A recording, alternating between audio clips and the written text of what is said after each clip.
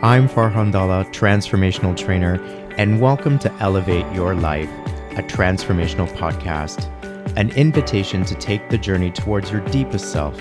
It is my intention to inspire you to connect, move, and meditate. We'll tap in, tune in, and dive in, and together learn and reflect from authentic, real, and transformative conversations. Let's get started. Take a moment and step into the shoes of a sexually abused person. Maybe you can understand why we don't report it, especially males, and especially male athletes. Because of our society's expectations of what it is to be a man. The cultural problems of sports regarding medals and money over the well-being of athletes. And the unawareness of grooming and stigmatizing might help you understand this epidemic. Do I still wake up every morning feeling like it's my fault? Yes. Do the constant ramifications impede me of doing my daily chores and obligations? Sometimes. Do the experiences keep me from being a contributor to society? Hell no. I no longer have to carry those labels that I created for myself because someone else, a lawyer, a doctor, a mentor, a coach has made for me.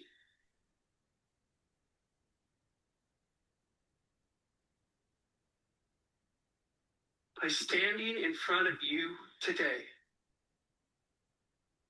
I am breaking my silence and I am creating a voice. I am no longer a victim. I am a survivor.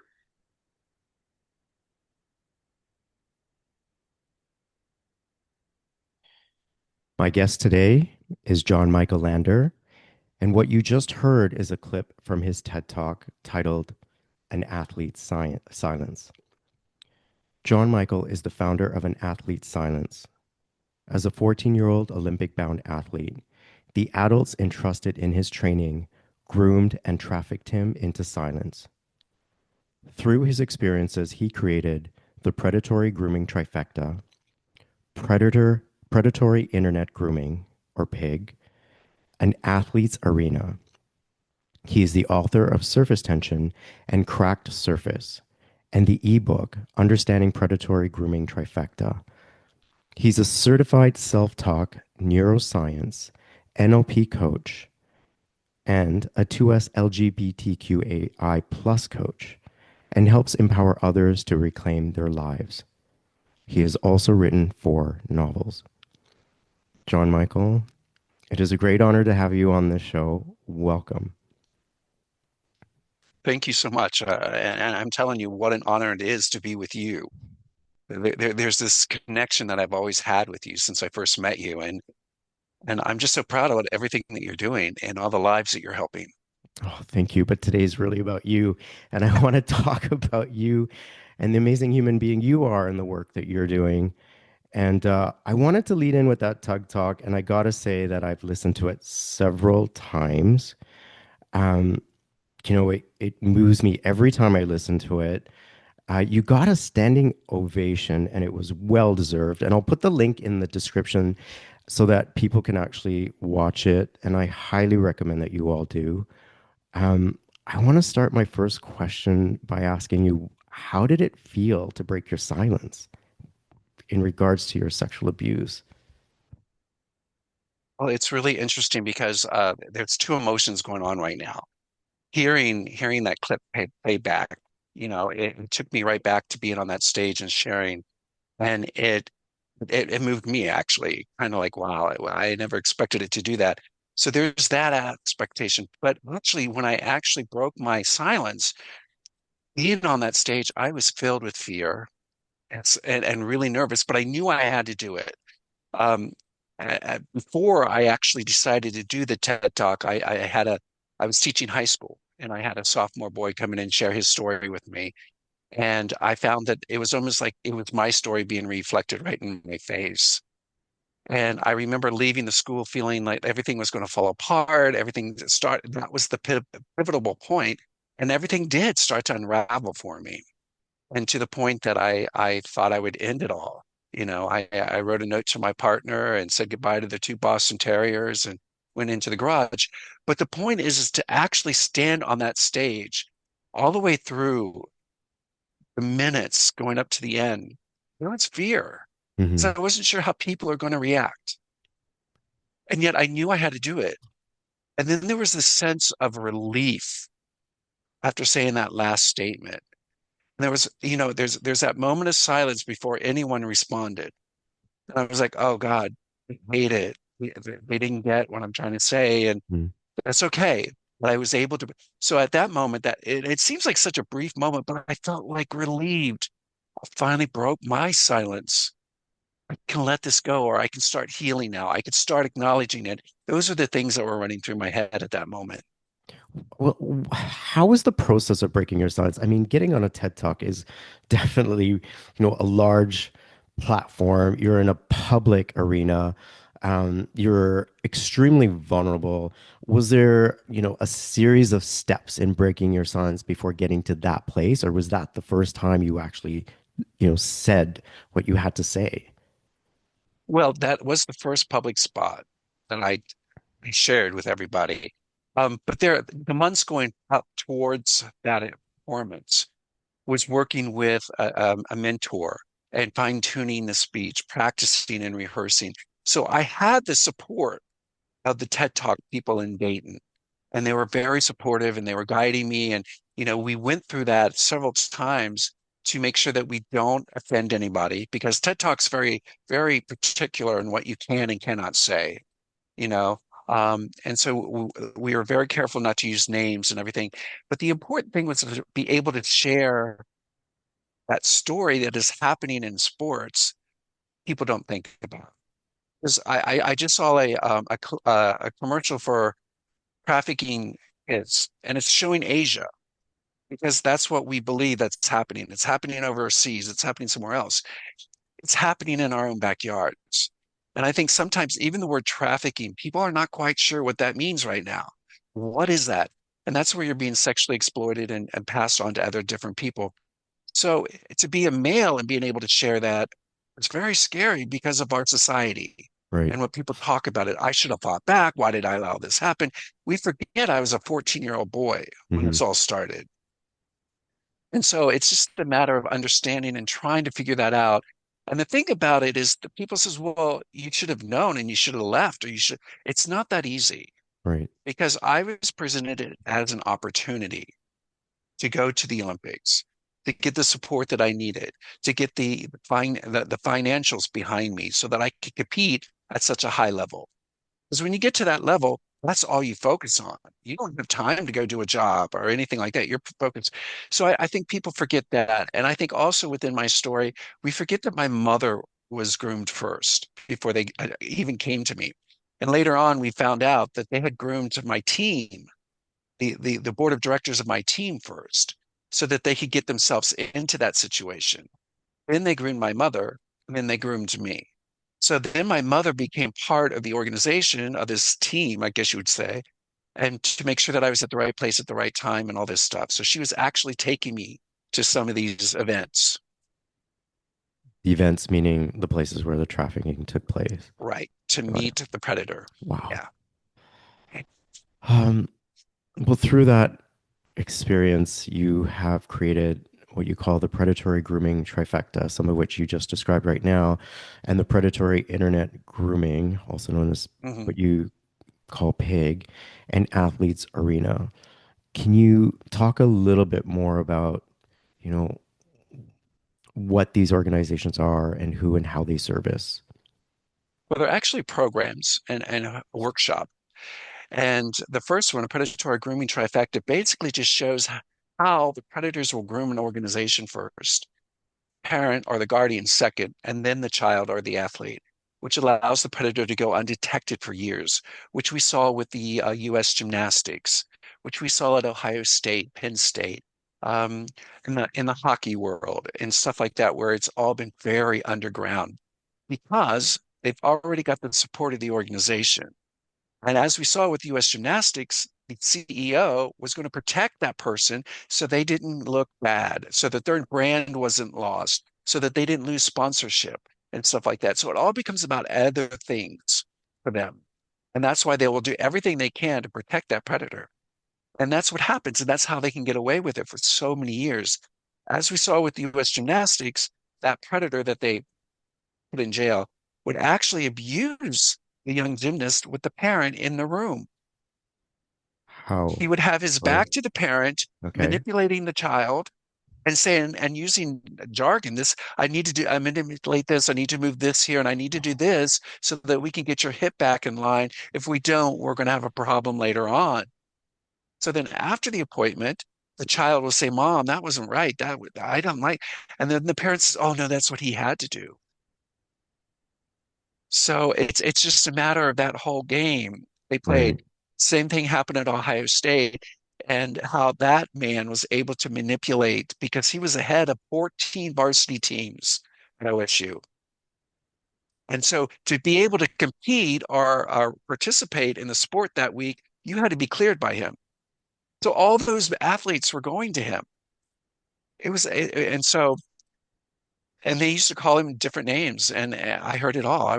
Because I was taken there as a high school student, and there's no ramifications or no protections for high school students being taken onto campuses until recently with the Title IX because they have revised their protocols and everything.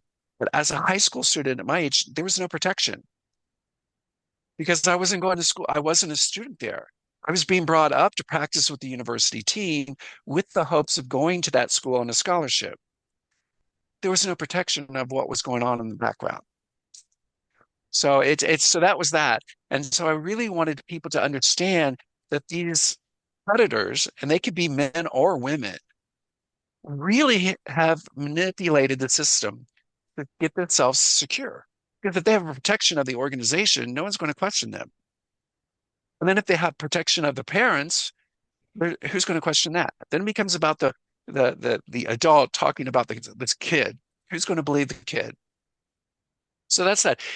The predatory internet grooming I started that to help parents and children and teachers to understand the epidemic that's going on our internets.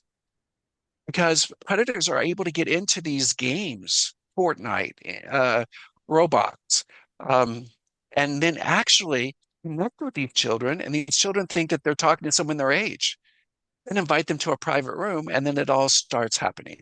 Hmm. And we have seen too many times young men, usually, high school age, who are manipulated, think that they're talking to a girl that finds them attractive, start sharing pictures. And then once they share that picture, they're blackmailed. And these young men have committed suicide. And it's taken as little as 4 hours. And Athletes Arena is a project that I'm working on now. It's brand new.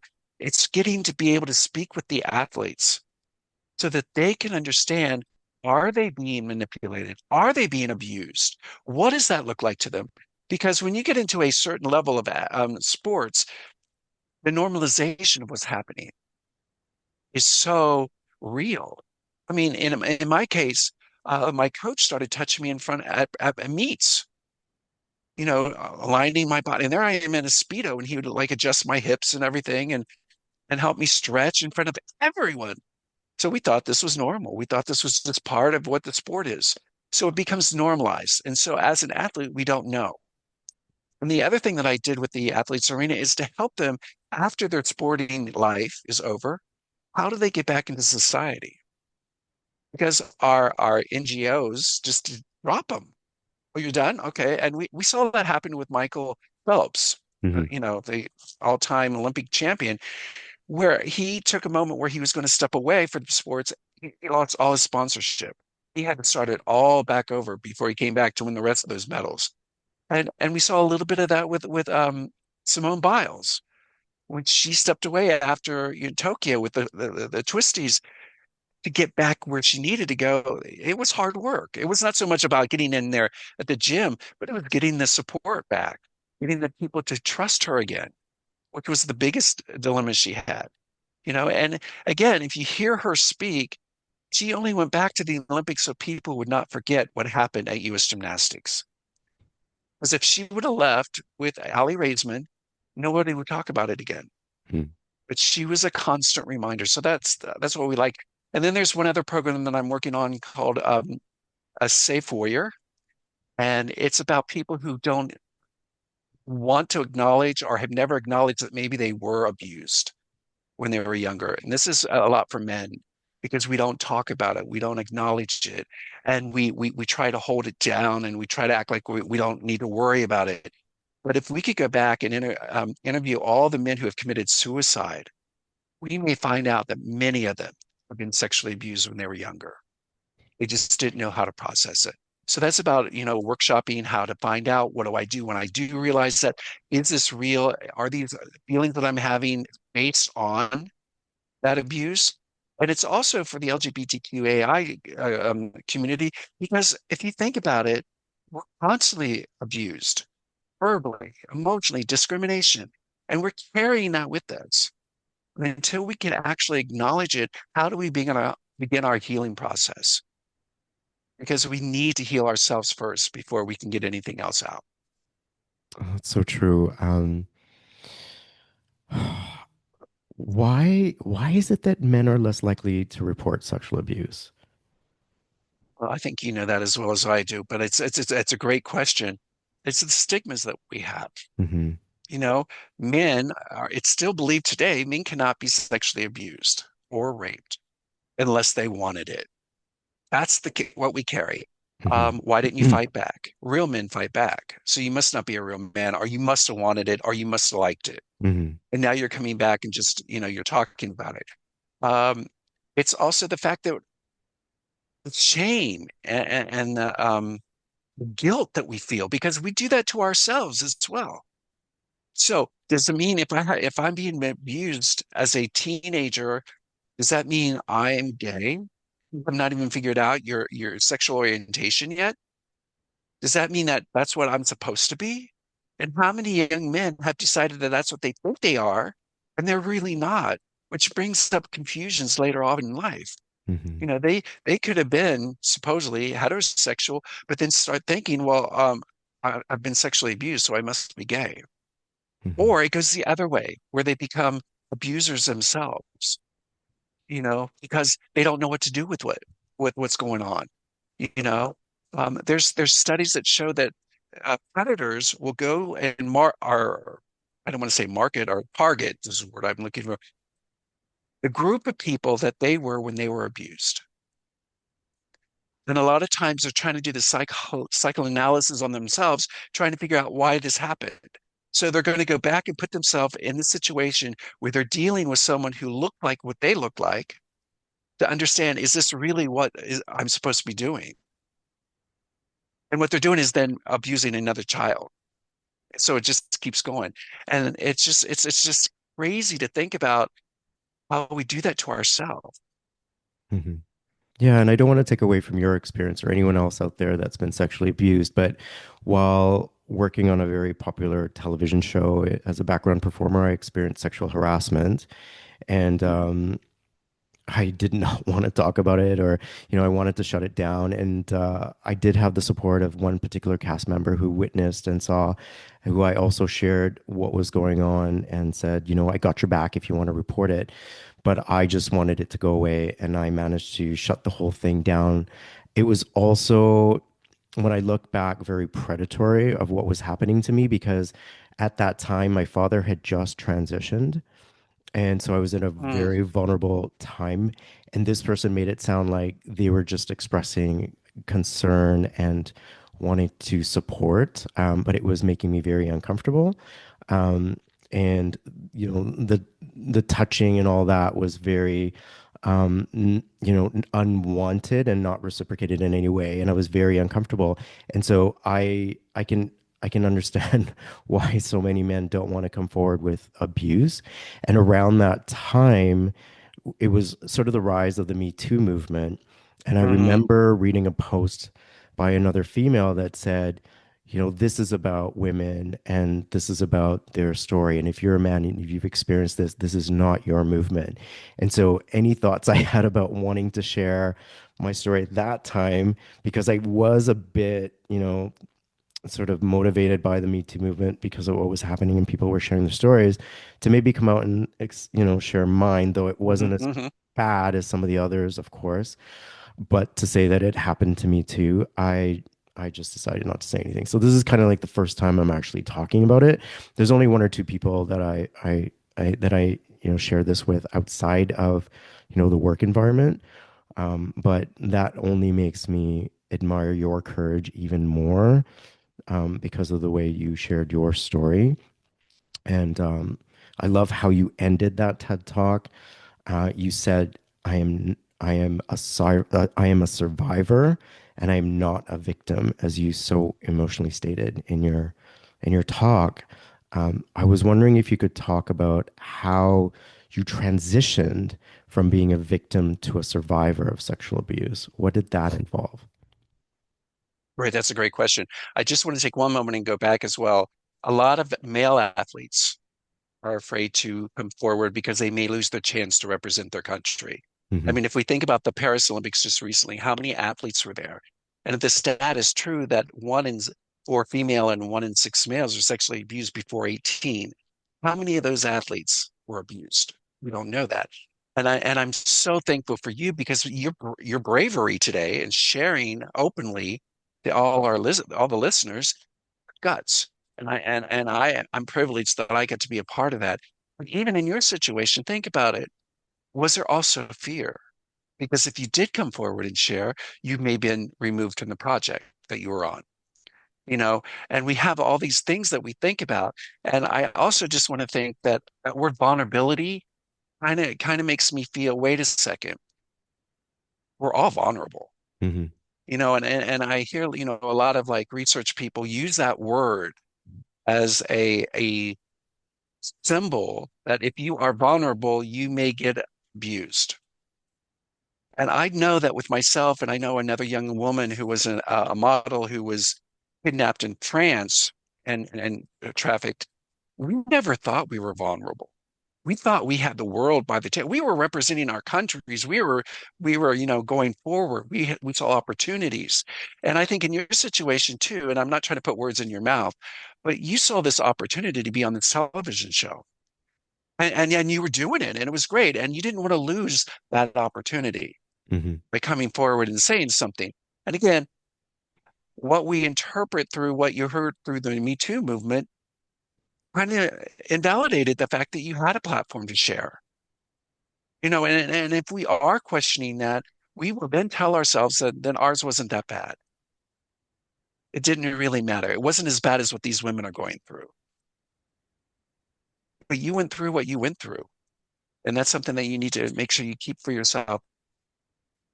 I'm really struggling a lot lately with labels such as victim, survivor, thriver, all this stuff. And that's where the safe warrior came out because I was trying to find another word that make it sound like we're choosing to move forward. And I think what first changed me from going from victim to survivor at that time was my mental mind, the way I thought of it. I have been started. I started doing self-talk, and the person who was working with me, and I think you know who she is, Tracy, and she basically said to me, "Look, the situation happened, the event happened. You cannot change that. We cannot do anything about that, but you can change the way you look at it and the meaning you put on that event. And if you continue to see yourself as a victim, you will be. But if you could turn that around somehow, and you have to do it by yourself, inside yourself, to find out, I don't have to hang on to that anymore. That does not determine who I am today. It happened to help me to be where I am today, but it's not going to determine. And then you become a survivor. That's how I heard it. So that's why I was so proud to say that because I felt like I made that transition. I turned that knob just a little bit to see that I'm no longer the victim. I was able to stop hanging on to that moment. But if you go back and you listen to that TED Talk, I still get emotional about it. It still was connected. I still was in the victim mode a little bit with that because I still felt it. And I think a lot of it had to do with trying to break my silence, to open up and tell people in such a public arena. And to know that so many people have been able to hear and watch that TED Talk means a lot to me because it allows them to see we are constantly evolving and we're trying to change our lives and we're trying to grow and we're trying to heal. And healing is a lifelong journey. It's never going to change. And even in the LGBTQ community, we carry that with us, those shames, those guilts, those discriminations. And unless we could try to find a way that we don't need to put meaning onto them anymore, we can move forward. But even in the gay community, we take on personas and personalities to fit what we think so that we can belong, Mm. if that makes sense. You know, um, I've seen so many young people who want to be a drag queen and they watch all the drag shows and all this, and they think that they have to be nasty and rude and put people down, that makes them famous. But what they forget is that it's not who they truly are. And and we have all these I don't want to call them copycats, but they are, who think that if I act like RuPaul, then I am going to be famous. Well, RuPaul made it because RuPaul's RuPaul, and she created that persona, and that's who she is when she's RuPaul. If we copy someone else, we're creating a false self. Mm. And that's what's hard. And it's the unicorn in us that is what attracts people, you know? I don't know if I answered your question. I went on a little tirade there, possibly, but it just all this stuff started coming into my head. Yeah, no worries. I mean, that was all obviously valuable information. But I think what I'm hearing you say, and after re-listening to your TED Talk, that it's an ongoing process, and sometimes you can still feel like the victim, and you're not always in feeling empowered in that survivor. And that's something that is an ongoing, work in progress, and I can understand that. But how does one find their voice? How does one find their true power after what you've been through? All right, this is a personal thing, but I'll answer the way I'm working on it today. I used to look at for everything outside of me, if that means externally. I would look for approval. I would look for acceptance. I would look for being a part of a tribe. I always felt that it was always outside of myself. And that kept me in the victim mode in my head. And once I started to think, wait a second, if I go within myself and start understanding all the different things and layers that I put on myself, I can slowly, like an onion, start peeling those back. And I can get to the core of who I truly am. But I have to go inside. I had to go inside. I couldn't do it externally because externally was only helping me what does Dr. Shad say? Created the neural pathways stronger by not being able to be truly who I am because I'm not good enough. By going externally, I always set myself up for disappointment. That makes sense. And so I was never going to be good enough. I was never going to do enough. Even if I won 5 gold medals, if you talk to not Mark Spitz, but yeah, even Mark Spitz, the swimmer, but Michael Phelps, and even as Simone Biles, they could get another medal. But then the next medal make them even better than who they are. And I love the fact that Simone said, "I've done everything I can in this sport. It's time to take a step back and try my new chapter in my life." And I think that's really what it's all about. But for her to find that and for me to find my situation, I had to go inside because all the answers for me are within me. And by externally looking out all the time, I'm always disappointed because it's something there to tell me I'm not good enough. And it's hard. It's really hard because we're taught from a very young age. We are taught what to believe and how to believe and how to live our lives. by the people who are our loved ones, by the school, society, government are telling us how we have to act. And our original, I think, training is that we have to fight back. We have to protect ourselves. We're constantly told that if you don't protect yourself, someone's going to take advantage of you. And for those victims who went through that experience, that's what they believe. They believe that that's why they were abused because they did not protect themselves. We also had the idea of attack first, so no one attacks you. And that's all negative energy. And if you think about that, we all live on energy. And what we want to do is to raise ourselves to the higher levels of energy that we possibly can on this journey. And if we're constantly judging and putting other people down, that reflects back onto us. So then basically what we're doing is we're actually judging ourselves. And so to find the way to try to turn that and look at yourself and start to see who you truly are is scary because it goes against everything else that we've been taught. You know, the rich people are rich because that's the way they are. Nobody else can get there. We have all these beliefs that are based on lies. And if we could just allow ourselves to start finding out how we feel, what we like, and it's starting out with simple things. What is my favorite color? Have you ever really asked yourself, what's your favorite color? Not what your favorite color is because Aunt Joni said that was her favorite color, but to really try to figure out what is my favorite color. It can be scary for some people because they don't know. Or what do you want to do in 5 years? Well, I have to work with a corporation because my mother wants me to, and I don't want to disappoint her. So then what you end up doing is living your life for your mother, not for you. Who's driving that car of your life?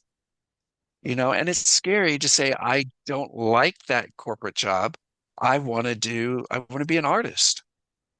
You know, is artist really your thing, or is that again somebody else who you admire and you're just borrowing? We borrow and adapt and um, take on all these different ideas that we think are ours, but they're really not. They're someone else's.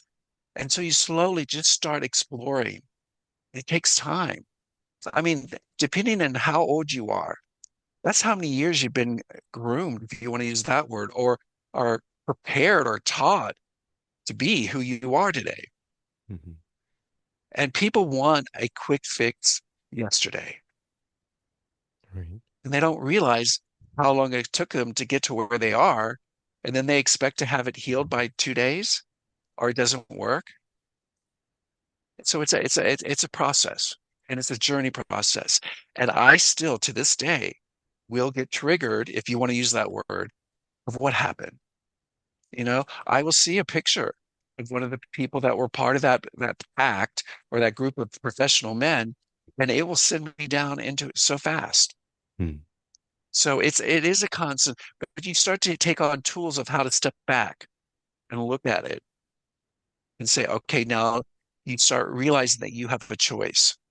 And that's the first thing that you want to start learning is it is a choice. Do I want to be upset or do I want to be happy? You get to make that choice. Although we've been programmed for so long that we don't have that choice. That makes sense. Hmm.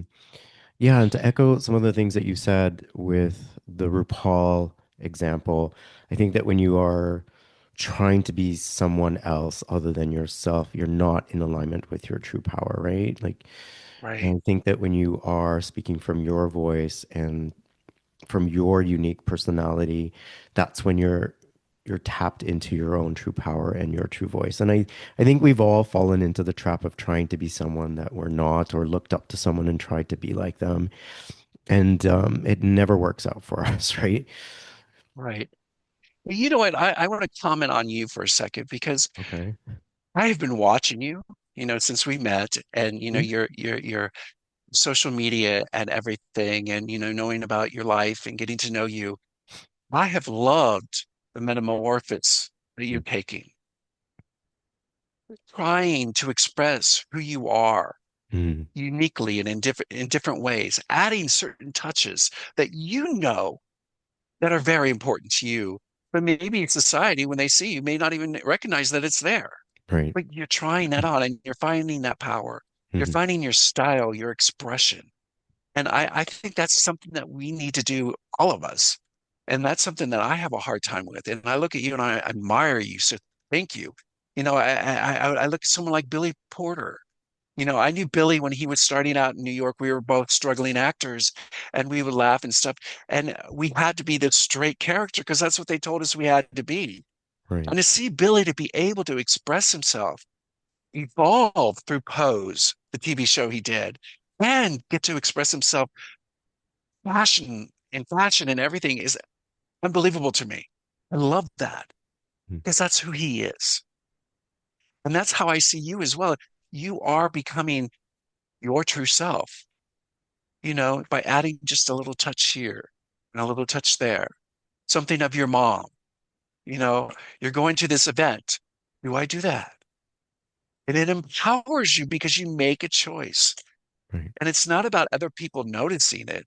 It's about who you are. And I So think thank maybe you. they do, and not because I'm doing it to get people's attention, but I think people pick up on your frequency and your energy, right? And when you are storytelling intentionally, by that I mean, like you mentioned me wearing something of my mom's if I'm going to an event, people will pick up on it, and if it becomes a conversation where somebody initiates or comments about something that I'm wearing, I'll tell them the history behind it. I'll say, this is my late mother's.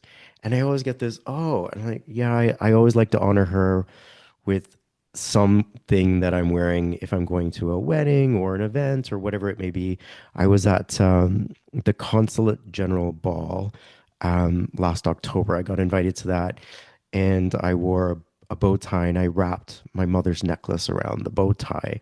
And to a lot of people, they came up and complimented the the fashion side of that, little bling sort of like accessory that I was wearing. And I was very touched that people noticed. But then I told them the history about it, and it brought a whole other level of meaning of, no, I didn't just wear this so that I could be fashionable, but it was also a way to honor my mom. So people do notice, and to create the conversation around it is so satisfying to me because I feel like I'm further honoring her through talking about her. And by honoring her, you're honoring yourself Mm, and you're exposing your true self. thank you. That's that unicorn inside of us, you Right. know, and we all have it.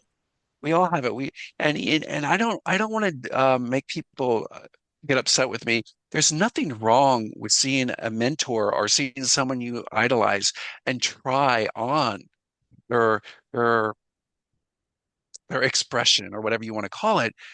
But as long as you know you're trying it to see if you like it, but is that really yours?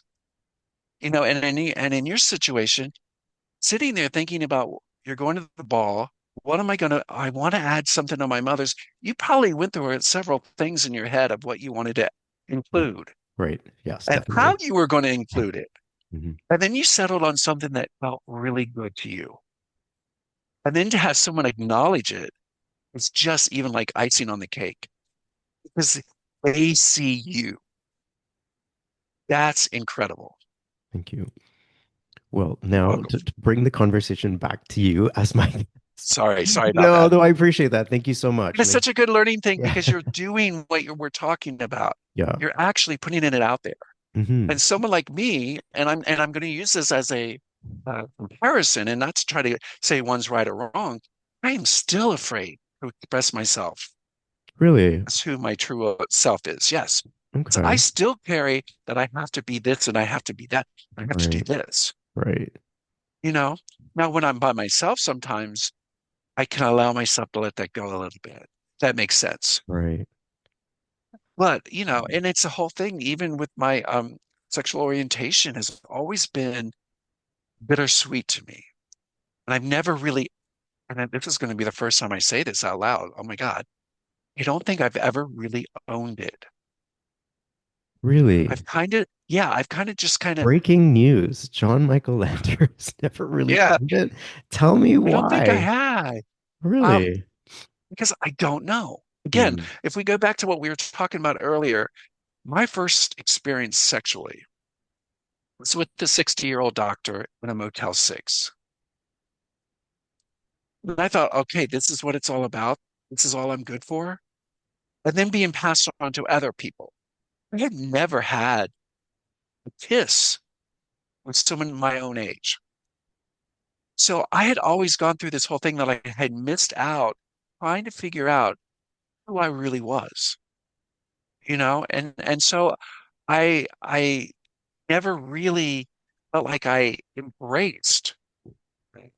I would put myself in situations where I knew I could feel comfortable, you know, and the community and doing things like gay pride and stuff like that. And I felt the camaraderie. Sometimes I still felt like I was the outsider, the outlier, that I was just borrowing this to feel like I could fit into somewhere. I couldn't go to the straight world because I knew that I wasn't allowed over there, except unless it was with women, then I was a safety.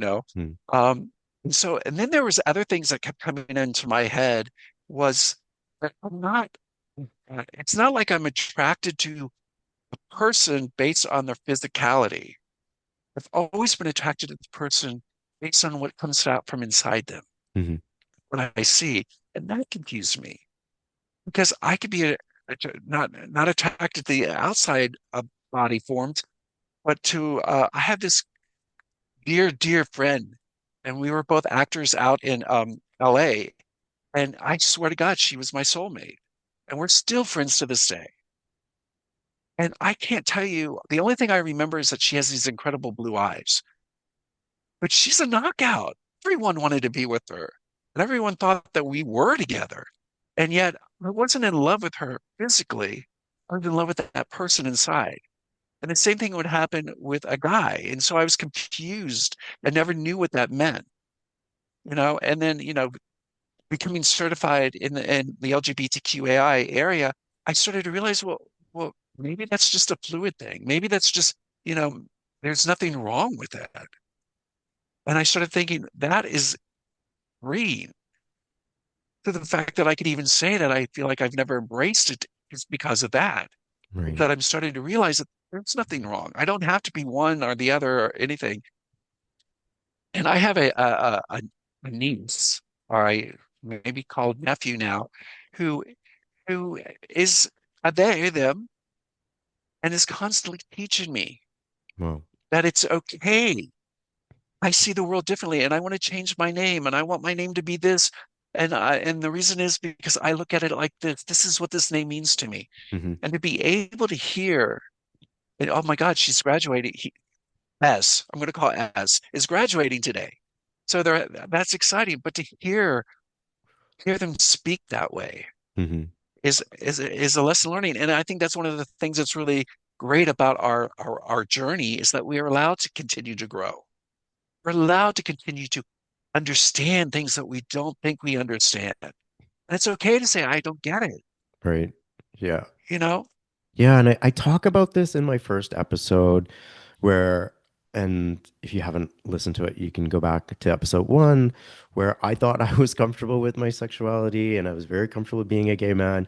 And then I had to talk about it in front of a live studio audience, when my family and I were on Family Feud. And after that whole experience, I came out of it feeling even more confident in who I was. Like, it's one thing to tell your family and people that you care about, your loved ones, but to stand up on stage, TED Talk, etc., um, in front of a live studio audience, when the whole thing was over, I realized I felt more comfortable and I grew into myself even more. So I think there is lots of room for us to grow into, who we are and who we are becoming. The fluidity of life allows us not to be one thing at any one particular time. There's always room for growth. So I look forward to seeing and witnessing how you continue to evolve and express that either through your books, your talks, or the way you dress. I mean, there's lots of time to grow and explore all of that. I want to share something with you because I think this is kind of interesting. And I don't know if I've told you this, but in January, I did a play. Okay. and it was called Die Mommy Die, which is a very big farce. Charles Bush wrote it, and so it's really funny. But I wanted to share is that I had a hard time with it because I ended up playing the woman Oh, in the wow. play. Okay. The whole play, I was a woman. And I was like, oh my God, this is really pulling. I never want to be a drag queen. And that was one of the things I remember talking to the director saying, I don't want this to look like a drag queen. Can we make it? I want it to just be as authentic as I possibly can. And Okay. we worked through it and we did it. And here's the other interesting part is the person who played my husband was a woman.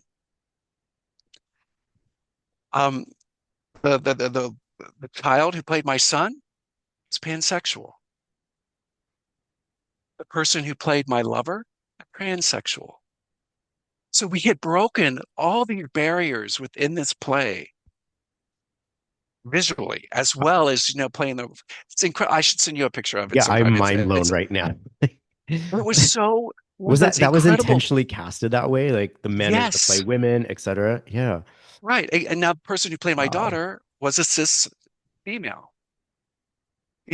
So there was all these levels, and Hmm. when people came to see the show, they didn't understand that they were also being introduced to all these different abilities that was going on.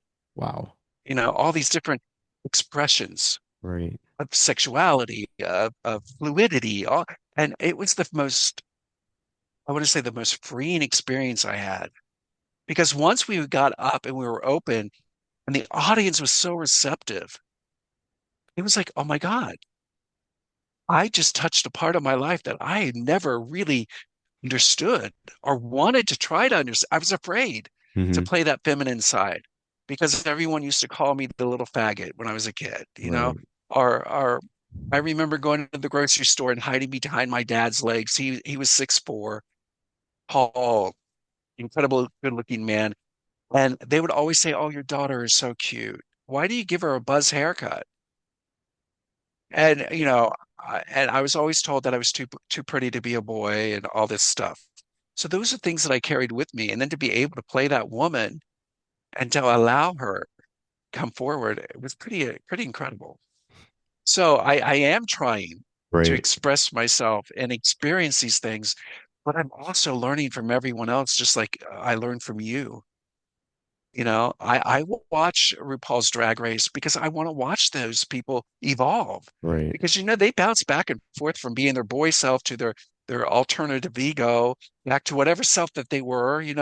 Um, and I love that she when RuPaul has broken that barrier that trans people can be a part of this as well. It's not just men who dress up as women, but what about women who have transitioned over to become women?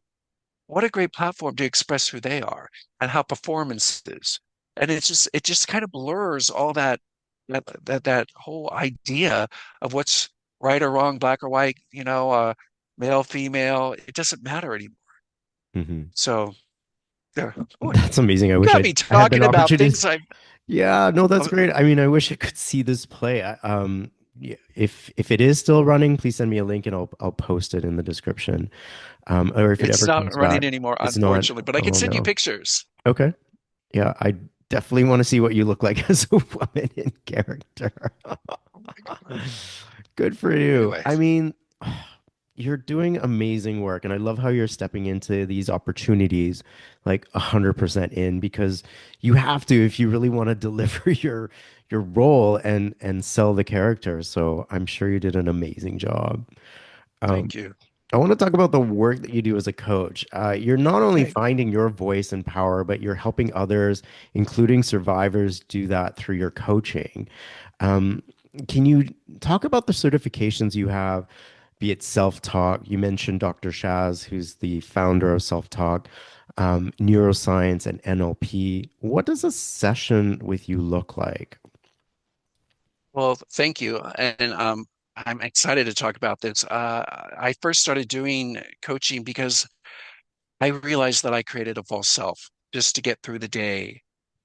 Since I was, through my high school years and through the abuse and everything, I created these ideas that I thought were acceptable in society. and doing that, I lost who my true self is and my passion and all that stuff. So I wanted to help other survivors realize that maybe they have done the same thing. Maybe they've created a false self just to get through and survive the day. And to be able to start tearing that back and finding out what their favorite color is or stuff like that is really powerful. And to realize that they have the choice to make a decision, to have a choice, to to do something on their own without feeling like they have to be guided. Because that's one of the things with the survivors is that we have and athletes, we have been told for so long what we can and cannot do. And we have to follow what is being dictated to us. And we do. We're like little robots. We follow right in there. So to be able to sit back and say, wait a minute, I don't want to do that today, it's powerful. So that's what it is. And so I started with Dr. Chad because of Tracy Wright, which you know, and she was the first person that told me that I had the power within me. And I kind of bucked that. I kind of like I didn't want to receive that. I resisted it for a while, but she kept talking with me and kept working with me. And one of my issues is that I had a hard time with therapists because some of the people who were my abusers were therapists. So I'd go into a session and the whole thing would become about what was going to go on the couch, and I never really understood that. And so I started just trying to figure out what they wanted me to say and do it as quickly as I could so I can get out. We never got to what the real reason was. So Tracy was working through that with me and saying, you do not have to be the victim anymore.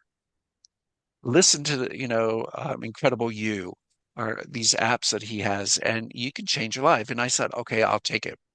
And since then, I started finding that that worked for me on my healing journey.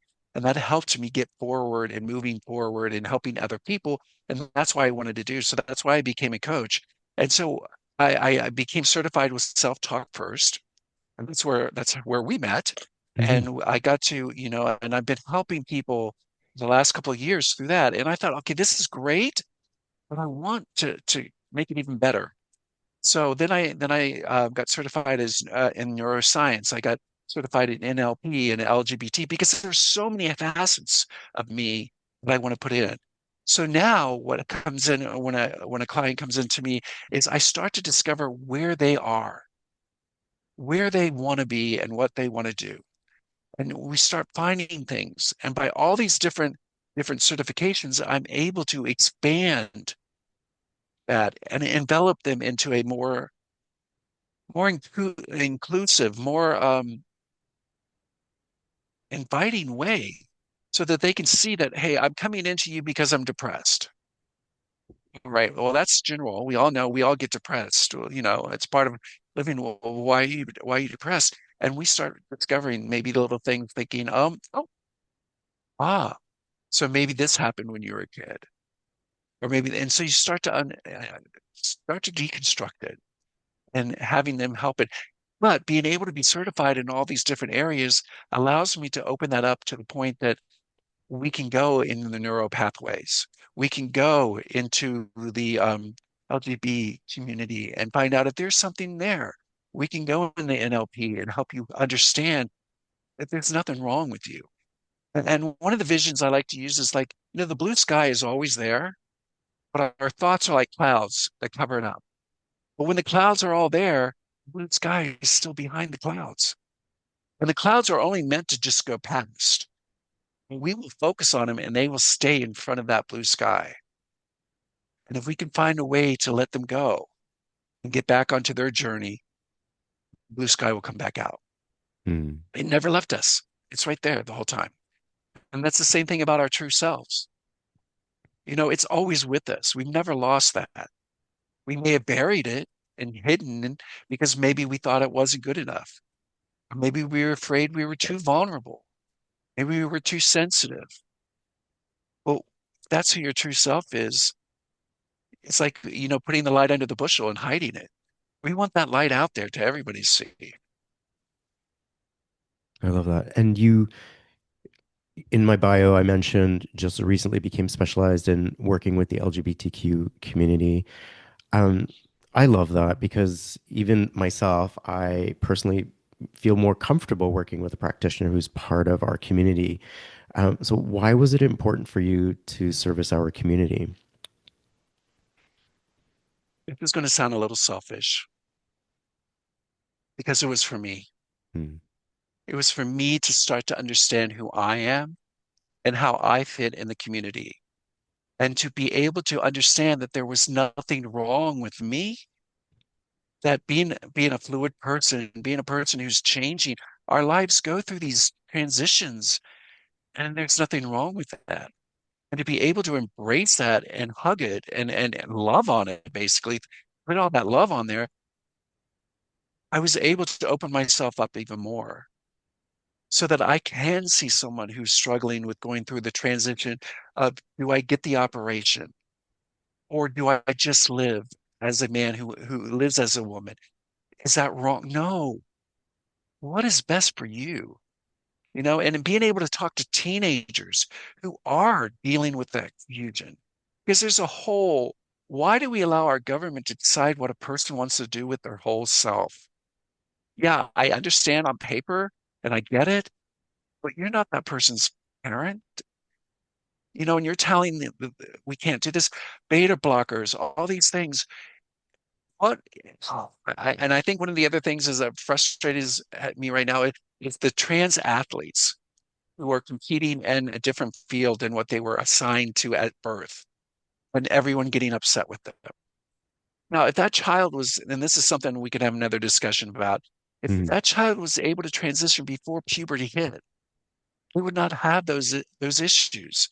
Because once puberty hits, that's when the body becomes what they're assigned to, and then they can go back and redo everything, but they've already had that body built, you know. Or what do we do with the people who are intersexed, who had no choice when they were younger? When somebody decided, well, we're going to make this a boy or we're going to make this a girl because they had both. So which one? And we'd never find out what that child really, their true self was, because can they tell us at that age? You know? Hmm. And what if they grow up and they're in the wrong body or the wrong identification? How mentally is that for their mindset? And to be able to just talk about it to somebody, I think is incredible. That is the first step. It's to be able to sit down and know someone's not going to judge you. And I'll tell you, before I started this journey, I was judging my own community. I really was. Why does someone have to be so gay? Why can't they be a little bit more? Is that truly who they are? Or are they just trying to get some attention? What is the real, because you can see the real flamboyant ones. Are they really that way? Or is that that's how I judged. Hmm. And now it's like, no, they're expressing themselves. And I'm able to open up and see a different view. So it started out as a selfish thing. Right. Well, since it is Pride Month, I want to wish you happy Pride Month. You as well. Do you remember what your first Pride experience was like?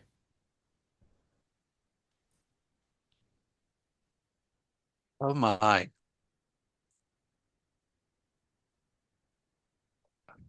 Yes, I can. Yeah, I was in New York, and I was a young actor. And I was told by my agents at the time that I wasn't allowed to be gay because it would ruin my career. And I had done a lot of stuff already. I had been on soap operas and everything, and they were trying to pair me for some more stuff. And I had already done a lot of stage work. And so I really went on this journey of being straight. I even went to conversion therapy, which it's crazy, really crazy. But I kept failing. And Voluntarily? well, under the suggestion that if I did that for the agents, then they knew I was really working for it and I really wanted it. So I did, which is again one of those residues of being someone who was abused to Mhm. appease someone else. But I remember that I was walking down the village, and all of a sudden I heard something, and it was the gay pride. And I was in such awe. I hid behind everybody else, but I was just like a kid in a candy store. I wanted to see everything. And there was jealousy that came up inside me. And I can remember that they are able to express themselves. and I'm not able to. So that was my first gay pride, Mhm. and I always would watch from afar. Yeah, that was actually similar to my pride experience. I went with a group of straight friends who wanted to go, and I was horrified. But it was like kind of looking down. We just went to, I think, a club or walked down Toronto's Church Street, and I was like, "Oh, I'm safe. I'm with straight people. No one will know," kind of thing. Right. But my experience is far different now. So, what did pride mean to you back then, and what does it mean for you now? Well, pride to me back then was fear Hmm. because how could I be what I wanted to become and have this part? How could I have both? You know, and I can remember, oh my God, oh boy, you're bringing up some interesting thing. I remember Billy Porter saying, dude, you got to be true to yourself or you're going to be, you know, I don't know if I can cuss here, but he said, you're going to be screwed for life. Right. You need to be true to yourself and you're false. And I got angry. I was mad. I was pissed off. I don't need you as a friend. Get away. Wow. You go do it. But he was really truthful, and kept coming into other actors, especially in New York, who were saying, you got to be true to yourself, dude, or you're never going to be successful. And I didn't know what that meant. And so it was fear, but I kept being drawn to it. I mean, I would find myself walking down through the village, and I lived up in the Midtown. I'd walk through the village during the day or go have a coffee somewhere just to see and watch people and wonder how were they able to be so open? I was a scared chicken, afraid of everything, you know, and I also was very confused with I'm attracted to this young woman. Does that mean what am I allowed to be with this? Am I thought I was an imposter on both sides. So I felt like I never fit in anywhere, Hmm. because I wasn't I never felt that I was 100%, and this is going to sound weird, 100% gay because I still found people attractive. And that always gave me a hard time and confused me.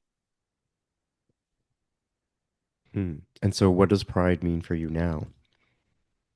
Well, pride to me now is just celebrating who you are. Doesn't matter who you are, what your orientation is, or what your fluidity is, or what just being able to take. And then here in Dayton, it's basically one day, unfortunately, Um, and it's the parade, and then you go out afterwards. But it's this camaraderie, it's this connection that we're all part of something, and it's beautiful. And people over kind of like for that day, we overlook all the other things, the stigmas, the discriminations. We're all united. Hmm. It's like I can't. I'm obsessed with anything with Stonewall. The movies. I mean, do you think about it? Who were the people that took the first steps? The black trans people and Yes. the drag queens, and yeah. Where was the white man, the white gay man? Nowhere. Hmm. If it wasn't for those incredible, brave individuals, would we even have a gay pride day? No, we wouldn't actually. No. And those are the people that everyone lashes out at, you know? I feel so sorry for my trans friends because of the hell they're going through right now. Hmm. And with our new government right now, they're scared to death. There are so many people afraid to go to the Pride this year because of what's going on in our society. And I don't know how it's going to turn out. Yeah. So we we talk about who started the pride movement, and we are in a continuation of a different phase and era of it. So it'll be interesting to see who shows up now. Yep. Yep. You Well, And I guarantee we know who they are. exactly. John Michael, I so appreciate you. and the amazing work that you're doing. I think you're an incredible human being. I have a lot of admiration for you, for the person that you are, the work that you're doing. You have created a space to help service victims of abuse, including the 2S LGBTQI community and many others. I will have your contact information in the description for anyone who wants to learn how to work with you, watch your TED Talk, follow you on social media, and to purchase your books. As we wrap things up, I would like to request that you read a paragraph from a post that you wrote titled My Story. And I love that you dedicate this to everyone suffering in silence. Thank you. I'll be honored to. I'm going to take a deep breath on this. Oh, no. Sorry. Hey, 1 second. Here we go. My story is a testament to the power of resilience, of courage, and of hope. It's a reminder that even in the darkest of times, there is light to be found. And though the road ahead may be long and fraught with challenges, I walk it with my head held high, knowing that I am not alone. For I am more than the sum of my scars, more than the echoes of my past. I am a survivor, fighter, a voice in the darkness. And as I step into the light, I know that my story is just beginning. My journey has been one of immense struggle, but also one of the incredible resilience and growth. From the depths of despair, I found the courage to break my silence and reclaim my voice. By sharing my story, I've not only found healing for myself, but I've also become a beacon of hope for others who may be silently suffering. I've learned that healing is not a destination, but a journey, and I'm committed to walking alongside others as they navigate their own paths to recovery. Together, we can break the cycle of silence and shame and create a world where survivors are supported, believed, and empowered to seek the help they deserve. So if you're reading and resonating with my story, know that you are not alone. There's hope, there's help, and there is a brighter future ahead. Let's continue to stand together, lift each other up, and pave the way towards a world free from abuse and trauma. We are stronger together, and together we can create a future filled with healing, resilience, and hope. John Michael, thank you so much for all that you do and all that you are. It's been an absolute honor. Much love to you today and always. And back at you. I'm Farhan Dalla.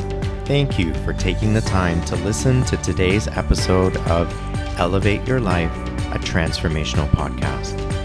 I hope today's conversation has elevated you in some way and inspired you to connect, move, and meditate. I'd really appreciate your support by following and rating this podcast. Come back soon and join me for another transformative conversation.